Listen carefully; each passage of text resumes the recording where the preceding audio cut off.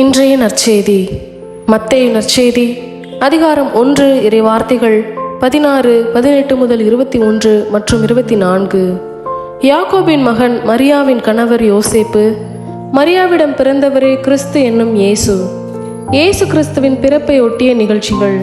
அவருடைய தாய் மரியாவுக்கும் யோசேப்புக்கும் திருமண ஒப்பந்தம் செய்யப்பட்டிருந்தது. அவர்கள் கூடி வாழும் முன் மரியா கருவுற்றிருந்தது தெரிய வந்தது. அவர் தூய ஆவியால் கருவுற்றிருந்தார். அவர் கணவர் யோசேப்பு நேர்மையாளர். அவர் மரியாவை இகழ்ச்சிக்கு உள்ளாக்க விரும்பாமல் மறைவாக விலக்கிவிட திட்டமிட்டார். அவர் இவ்வாறு சிந்தித்துக் கொண்டிருக்கும் போது ஆண்டவரின் தூதர் அவருக்கு கனவில் தோன்றி, யோசேப்பே, தாவீதின் மகனே, உம் மனைவி மரியாவை ஏற்றுக்கொள்ள அஞ்ச வேண்டாம். ஏனெனில் அவர் கருவுற்றிருப்பது தூய ஆவியால்தான். அவர் ஒரு மகனை பெற்றெடுப்பார். அவருக்கு இயேசு என பெயரிடுவீர்.